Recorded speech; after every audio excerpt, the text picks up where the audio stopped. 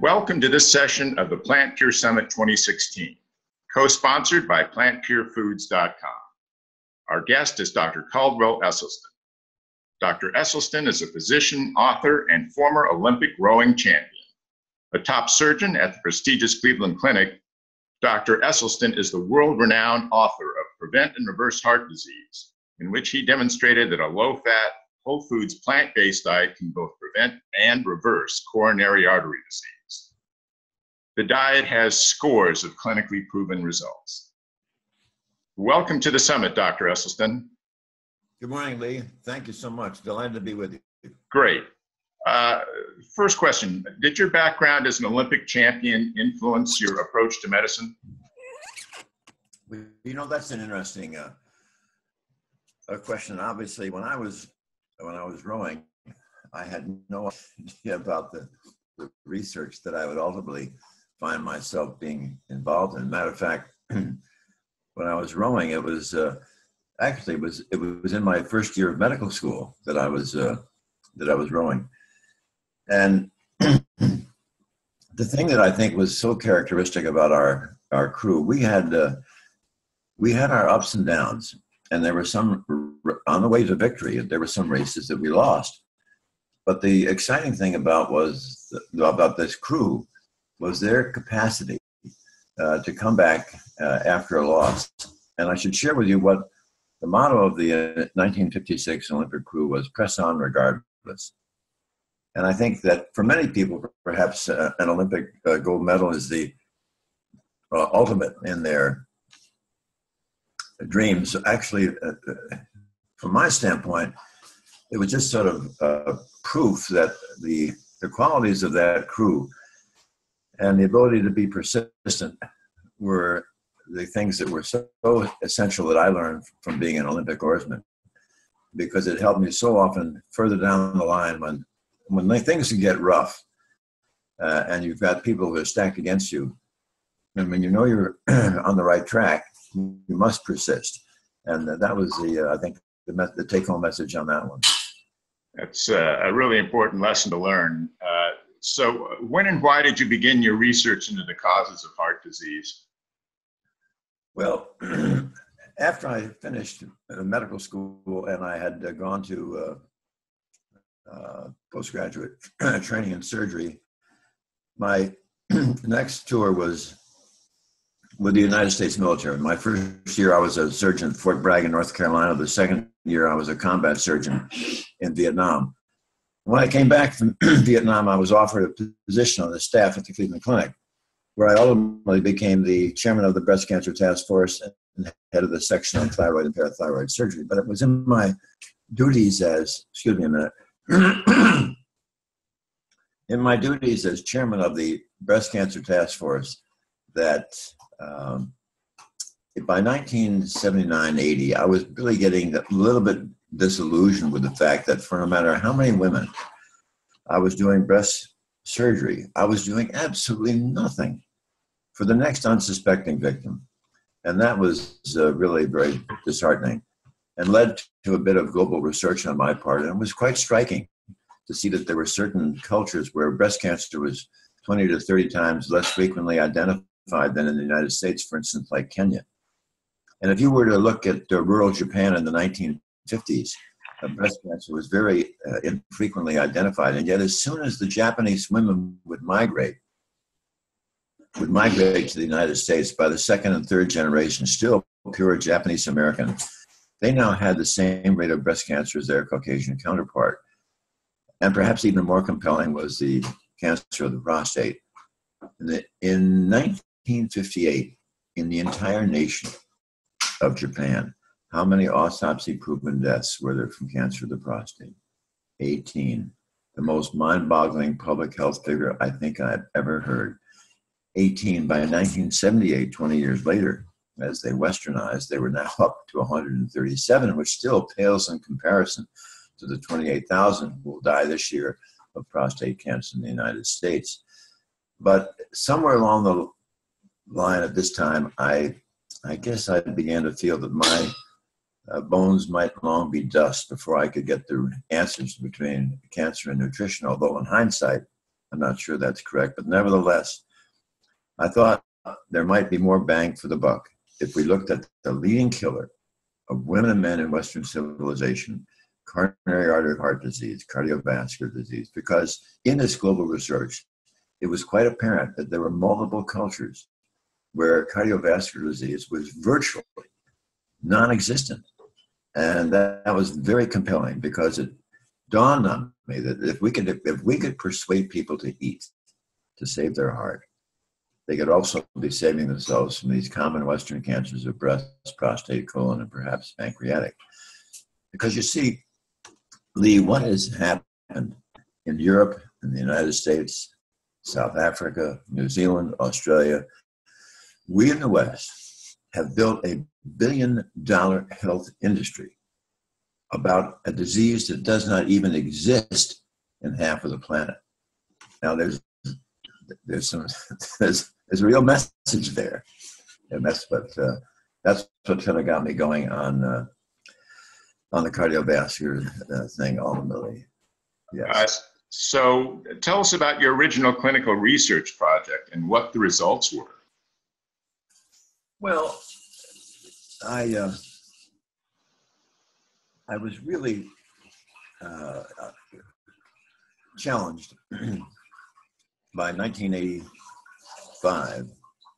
I'd been thinking about wanting to do this research for the longest time, but I was going through what Dr. Prochaska has shown us are the phases of transition when you're altering your lifestyle. And then because I had to do this myself before I would ever want to do this sort of nutrition with patients.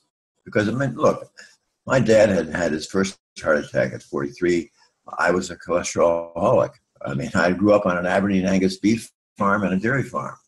And to give up all these foods and knowing that other people would have to give them up if I was going to do this research, I had to get familiar with this myself. And I can remember in April of 1984, I was at a surgical meeting in New Haven with Ann. And gosh, the weather was kind of terrible. And it wasn't the most exciting surgical conference I'd ever been to. And they always have a banquet after these things. And at the banquet, this waitress put a plate of roast beef in front of me, and it was so enormous. The roast beef was draped over the plate. And I just, and I'd been thinking about this for months and months and months.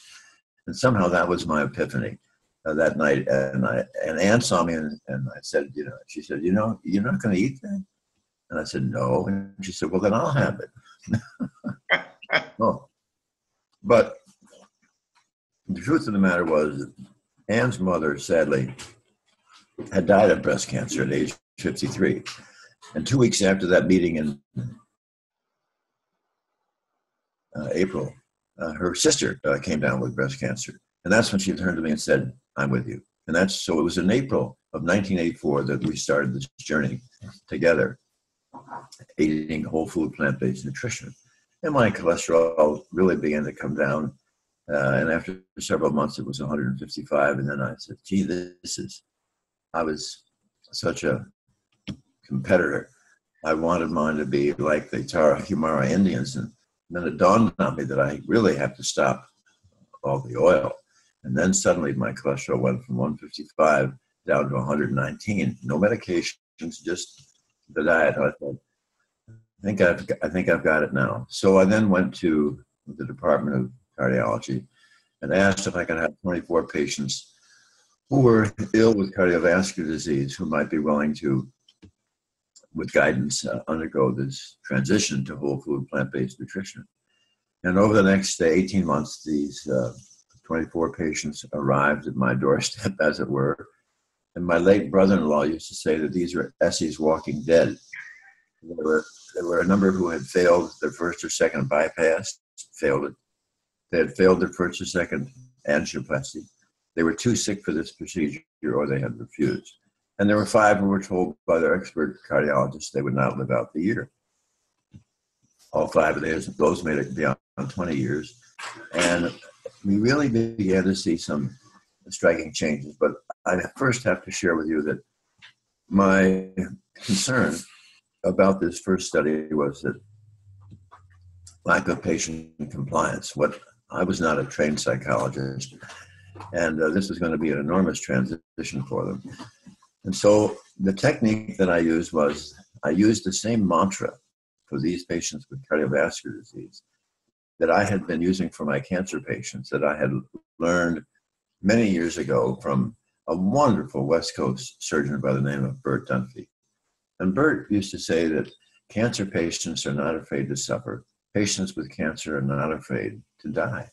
But patients with cancer are afraid of being abandoned by their family or by their physician. So for these heart disease patients who were seriously ill, I insisted on seeing, for the first 5 years, I insisted on seeing them every 2 weeks in the office. We would draw their cholesterol, we would check their blood pressure, their weight, and I would go over every morsel they ate. At the end of 5 years, I got a little bit more confident, and I began to see them every 4 weeks. At the end of a decade, now they were pretty well on autopilot, and I was able to stretch this out to see them quarterly. But that made it really kind of exciting because it ended up being at 12 years, perhaps one of the, or the longest study of its type. And we began to see some exciting things happen. Patients began to lose weight. Their symptoms began to disappear. And when we carefully measured them, there were many where we found they were actually reversing their disease. So it was extremely exciting. And it was actually it was about a year and a half into the study that one of the patients brought to my attention an article in Discover magazine about Dr. Dean Ornish, who was on the West Coast and doing the same thing. Actually, unbeknownst to me, he had, even as a medical student, he had been doing this, but I was totally unaware of Dean until this patient brought in the magazine. So it was really quite exciting to think that that here were several physicians, a couple of physicians who were really committed to seeing this happen. And I've had nothing but great admiration and respect for Dr. Ornish's work as well. And it's so nice to think that really, in a way, we reinforce each other, that even from different ends of the country, it still works across the Rocky Mountains. Absolutely. So tell us about your more recent publication, about the results you've had with my understanding is it's nearly 200 patients. Yeah, it was 200 patients. 2 were lost to follow-up. And I'll tell you how it kind of came about. You see, although we were very excited, showing what could happen to these patients with this profound reversal, this was an enormous upheaval. And I think Dean felt the same pushback that I was feeling by established cardiologists, because, and this is not to say anything derogatory about our cardiovascular colleagues. I mean, I have nothing but the enormous respect for their care, their caring, their compassion, and especially their fund of knowledge. But they are truly at an enormous disadvantage when you think of the fact that none of them in medical school has had any intensive type of nutrition training. And it's well understood that in cardiovascular residency and in their training, they never receive any in-depth training in nutrition. So it's very easy for them to feel that they are not going to be supportive of something which, with their intensive training, nobody has even mentioned or emphasized. And yet here we are claiming that we can not only stop this disease, that we can reverse it. So there's been an enormous pushback. But that is changing. I mean, I think what happened in 1985 compared to what it was like in 2016. I mean, there's so many physicians who are now really pricking up their ears and are interested in this as additional science is forthcoming about the efficacy of this. Now, I want to come back and answer your question about the this other study, knowing that that physicians in the cardiovascular community was criticizing the fact that our study was small. It wasn't thousands of patients at all. It was small. And the question was, well, would you ever be able to do this with a larger group? And would you get similar results? And so that was the motivation to, indeed, give this report on the additional 200. And we lost 2 to follow up, so it was 198. And of the 198, 177 were adherent to our whole food plant-based nutrition over a period of close to 4 years.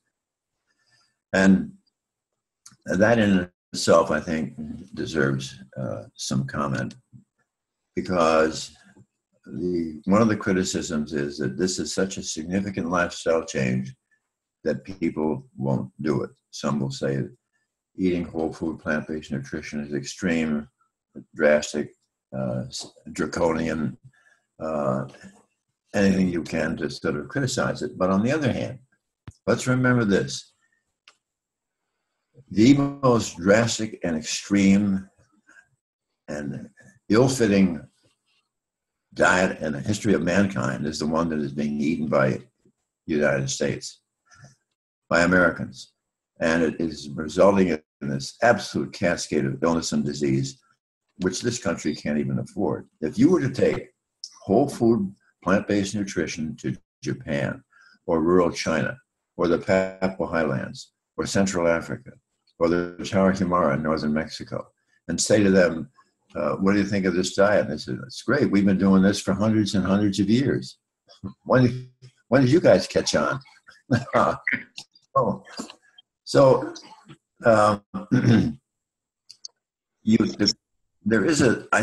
everybody has their ideas and concepts about how to get adherence. And I'll share with me why it is that in this study of some 200, we had close to 90% adherence, actually 89.3%, which was really quite exciting. Now, let's be honest. The people that have come to us have sought us out. That is, they've heard about it through that wonderful movie that your mellifluous tones moderating called Forks Over Knives, and they might have learned about our approach from that film, or from the book, or from the website, or word of mouth, or the internet, which is amazing for communicating this. And even from some younger cardiologists who said, you better start trying our approach to their patients. So the exciting thing was that to get compliance, it's my feeling you must show the patient respect. Now, the only way that I know to truly show a patient respect is to give them my time.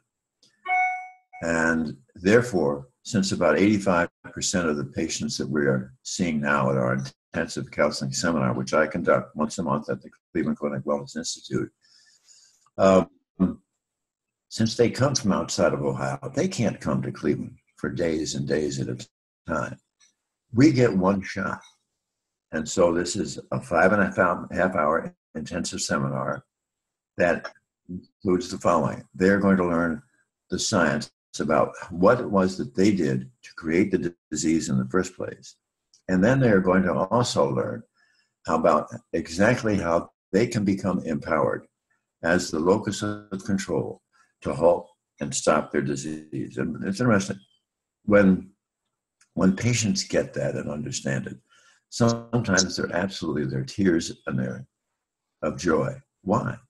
Because here they are, they've come to see us, they've already had their first stent, their second stent, third, fourth, or fifth stent. Some have had a bypass, some have then have stents in the bypass. They just had no idea that this disease could ever be halted or stopped. Remember, I've said it time and again, and I'll say it right now. As far as I'm concerned, coronary artery heart disease is nothing more than a toothless paper tiger that need never, ever exist. And if it does exist, it need never, ever progress. This is a completely benign foodborne illness. And when patients get their arms around this story and they grasp the fact that it's not the drugs, that it's not the stents, that it's not the bypass, that they themselves are privileged to be empowered as the locus of control to halt this monster of a disease that was trying to take them out. And in addition, everybody gets a very hefty notebook. In the notebook, there's going to be a copy of every PowerPoint slide that I used during the seminar, plus several of our scientific articles, plus there is a 44-page handout with many additional recipes that add to the 240 in the 2 books that we provide. And then there's a marvelous presentation from a woman with 30 years experience acquiring and preparing plant-based foods, dealing with reading ingredients, travel, and restaurants. And then everybody receives a DVD of the entire seminar that I filmed from an earlier one. So should they go home and get a little rusty or forgetful, they can flip this on and they can get themselves back up to speed. And we always have 3 local or regional participants who've had a previous successful experience share their story with those who are in attendance, who are then able to say to themselves, listen, if he or she can do this, I can do this. And then we answer questions, have a delightful plant-based luncheon, and stay in touch as necessary through email or phone call. Now, that's 5.5 hours, but I should also share with you that 2 weeks before the seminar, when my secretary presents me with a list of those who are coming with their phone numbers, I insist personally on calling every one of those patients before they come to Cleveland, because I want to get my arms around their story. I want them to have an opportunity to ask questions of me so that coming to the seminar, we have a strong platform from which we can all move forward. And that's kind of a long way of trying to answer this question about the second study, but what were the results? Well, the results were very exciting because of those 177 who were compliant, when we look at how many of them had a major cardiac event, heart attack, stroke, or death, 1 event. There was a gentleman who, in all honesty, maybe you could argue he wasn't compliant. When he went to China, he had a tendency to have hypertension. When he went to China, he got eating on the economy, all the salt, had a small cerebellar stroke from which he recovered. But so 99.4% of those over the next close to 4 years had no further cardiac events. On the other hand, the 21 who were not compliant, 62% of them had a major cardiac event. And when we compared our results to the best that standard cardiology has, there's usually a bar graph that shows this. Standard cardiology at the end of 4 years, there's maybe 20 to 23% of patients who've had a major cardiac event. Ours was 0.6%. That's over a 30-fold difference. What's going on here? What we're doing is we are treating the causation of the illness. Ever since the days of Hippocrates, there has been a basic covenant of trust between the caregiver and the patient that wherever possible, the caregiver will share with the patient what is the causation of the illness. That way we always do the best we can. But sadly today, that's not being done in cardiology. And I think that we want absolutely every physician to be familiar with the power of whole food plant-based nutrition. But on the other hand, I think it's absolutely inappropriate of me to say that every physician should know how to, to orchestrate this lifestyle transition for these patients, because that in and of itself is a technique. Just like we have physicians who never speak to patients, who do a wonderful job, pathologists. They're looking at slides, they're giving us the accurate diagnoses, and make an enormous contribution, but they don't talk with patients. On the other hand, there's some radiologists who maybe are mostly just looking at films all day, and they really have an opportunity to speak with patients. And then there are anesthesiologists who speak very briefly with patients. You're going to be getting sleepy. And this is not to cast aspersions against my fellow physicians, but every physician should know of the power of whole food plant-based nutrition to eradicate this disease and refer to their colleagues who have this interest in doing this. For instance, if they take the standard cardiologist who might be seeing 20 or 25 patients a day. Now, all right, that's 10 or 12 minutes per visit. Now, there's no way at 3 minutes at the end of a 10-minute visit in which you can actually get somebody to make a profound lifestyle change. It's not going to happen. But when you show them respect, give them the time, and show the respect to know that they can understand the science of the mechanism of this disease they have. And I think they embrace that. And as I've said, when you see tears of joy coming to these patients because they now are being empowered as the locus of control to halt their disease. That must be just incredibly satisfying for you as a physician, as a caregiver, to see that kind of reaction in your patients. The reason, I guess, that I am now, something like 15 years since I retired from surgery, I find myself even more passionate and excited about medicine than ever before. Why? Because truly we are at the cusp of what is an absolute seismic revolution in health. And this seismic revolution in health is never going to come about through the invention of another pill. It'll never come about through the invention of another procedure, nor will it come about with the invention of another operation. The seismic revolution in health that can and must occur in this country will come about when we in the healing profession have the will and the grit and the determination to share with the public, share with them what is the lifestyle, and most specifically, what is the nutritional literacy that will empower them to absolutely vanquish chronic illness. Because it's not just heart disease that disappears with this. It's hypertension, it's diabetes, it's strokes, it's vascular dementia, it's Crohn's disease, it's ulcerative colitis, it's rheumatoid arthritis and lupus and multiple sclerosis and allergies and asthma and renal disease and erectile dysfunction. I mean, we in medicine are so fortunate to have in our toolbox a tool that has never been surpassed in its strength in medicine and with its ability to absolutely conquer disease. And it's so humbling to think that something that can be so prompt, powerful, and enduring with no miserable side effects and no additional expense. And right now, this country is being pulled into debtor's prison faster than anything you can imagine by things like the entitlements. I mean, Social Security, Medicaid, and Medicare. What is 45% of Medicare? Cardiology, what is cardiology? Well, sadly, today, it's the non-treatment of cardiovascular disease. Well, you've touched on this before a little bit, but so what are some of the challenges you face in promoting the power of plant-based nutrition?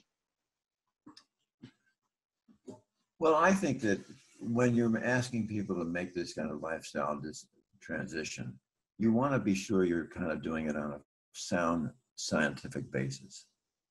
And I think that my plea has always been that if we ask other physicians to recognize this must never be based upon hype or snake oil.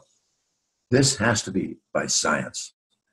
And now, if you look at a Nobel laureate, his name escapes me, I think it's Feynman, who defined the scientific method.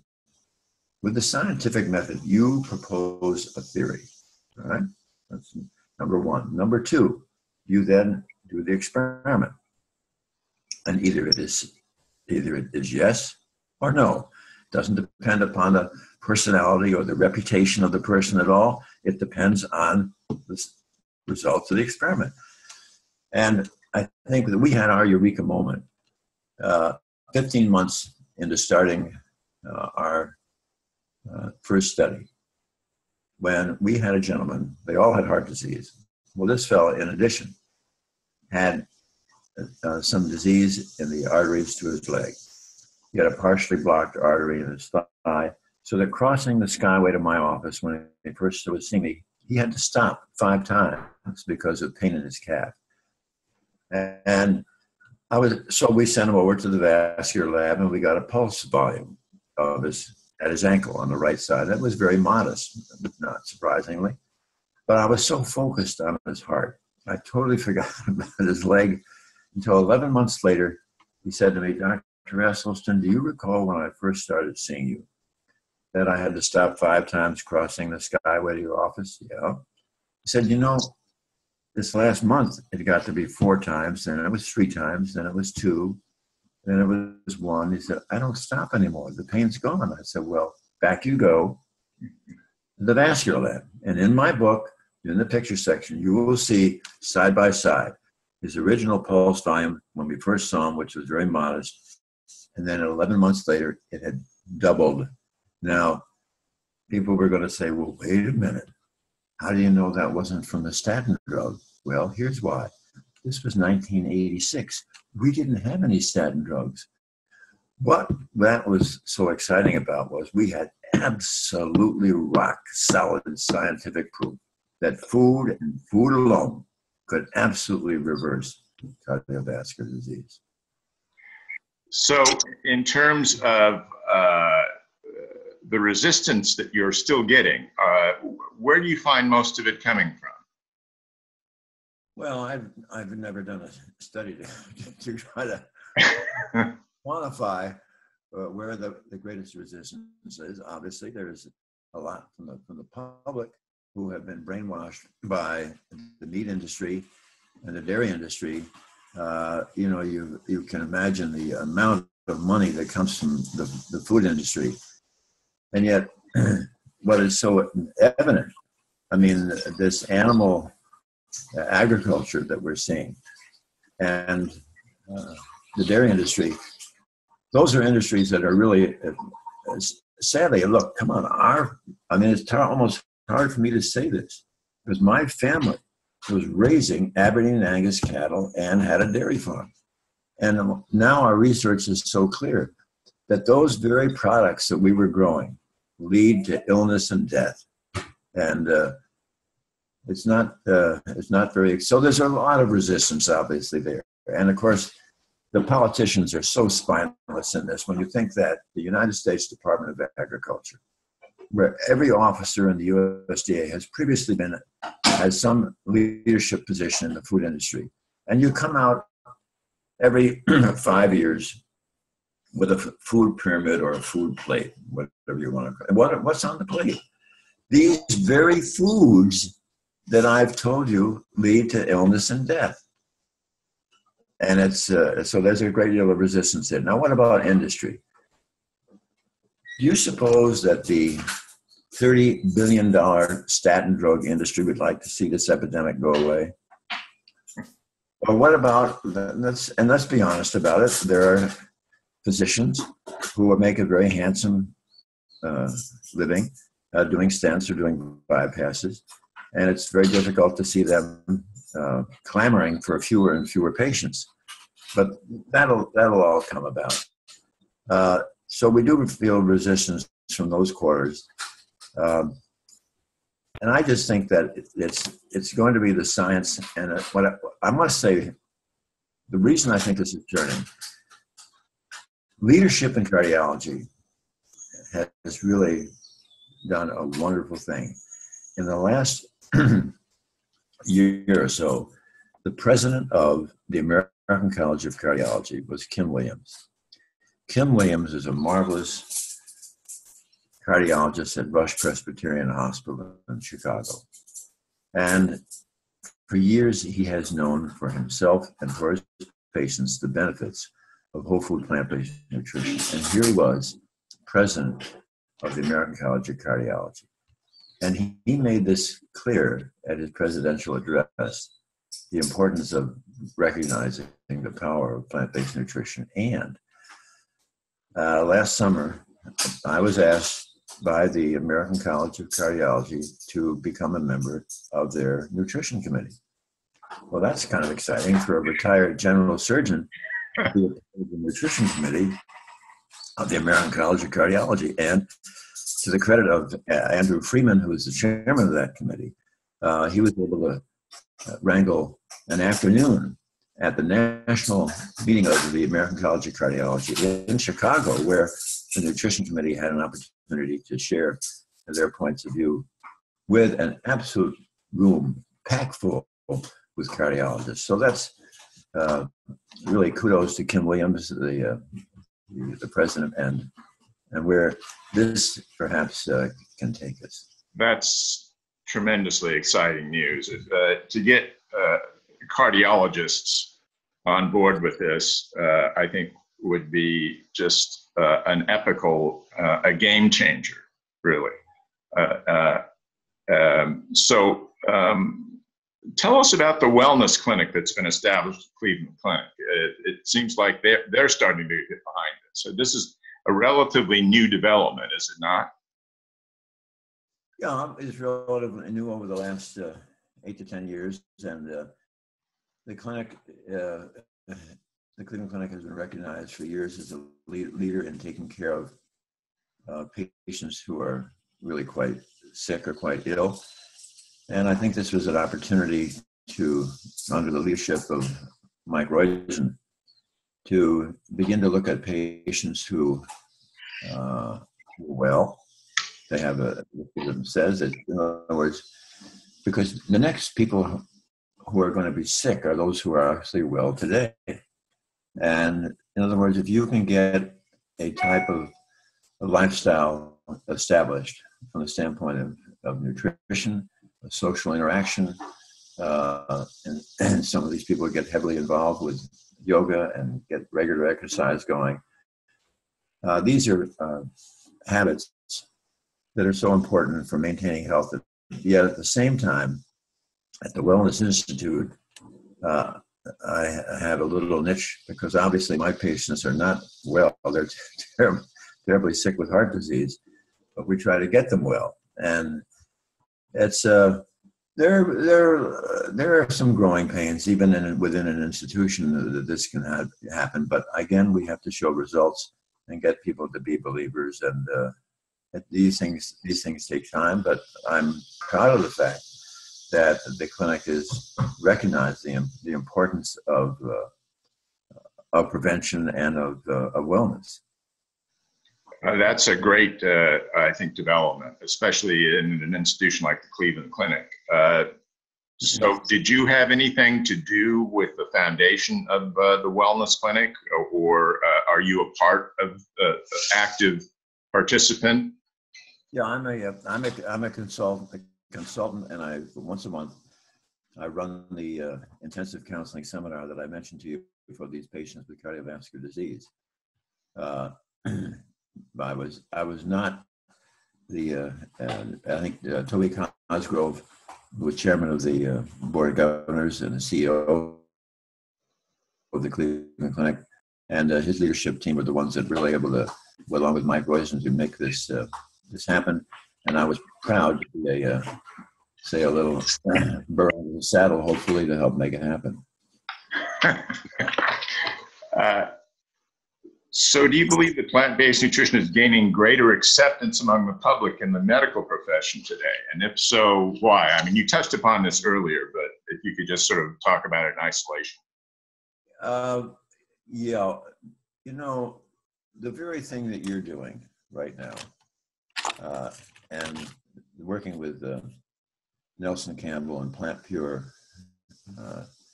Nutrition, PlantPure Nation, the multiple movies that come out. Where were those films 30 years ago?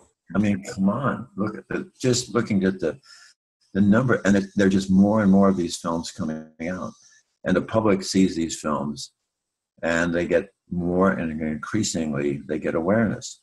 I mean, Forks Over Knives was really shaking the timbers of many areas due to the mellifluous tones of And I will take a very small piece of the credit for that. There are a lot of other people to share it with, I got to say. And so the films have added a lot. Then, of course, what about the books?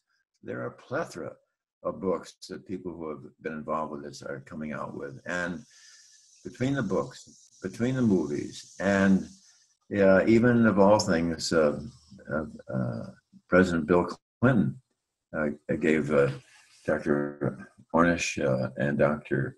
Colin Campbell and his son Tom, and myself, yours truly, he acknowledged our books on national television, which was a great boost for this movement. And even people like Dr. Oz have had members of the Forks Over Knives team on.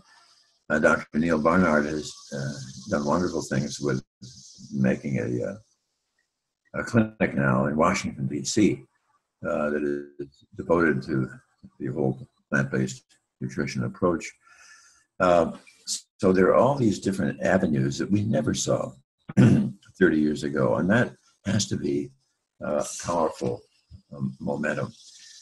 The thing that is also happening, or will have to happen, is that more medical schools will get the idea that they have the responsibility to teach nutrition. I mean, it is such, right now, a national embarrassment to think that physicians are not taught nutrition, anything about it, and its power for holding disease. I mean, that has got to start happening, not only in medical school, but especially in the specialties that are involved in their postgraduate training. How many rheumatologists, how many endocrinologists know, for instance, that when you use whole food plant-based nutrition, you can often destroy diabetes. You can destroy rheumatoid arthritis. Come on. And this has got to be the talk. This is not going to be hype and snake oil. It's going to be science that gets this done. So I guess I feel myself so lucky to be alive to see this momentum really changing so powerfully. Yeah. That's great. Well, and clearly you've been a huge part of that. So you know, a lot of that is due to you. Where do you see this idea about the plant-based nutrition evolving within the next 10 or 15 years or so? Well, I think that when the food industry gets it right, it's going to be very interesting to see when you walk into a grocery store. If you're trying to live out of a box, a bag, or a can, I mean, they're constantly struggling to try to read what these ingredients are because you're trying to see what is the evil. What is the evil in this product that can hurt you? On the other hand, if we can teach people, if you walk down the aisle in the produce, if you pick up bok choy or Swiss chard, there is no label. There's no ingredients on it. If you pick up a sweet potato, there's no ingredients, there's no label on it, right?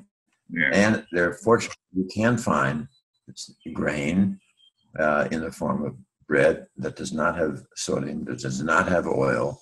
So there you still have to have some help.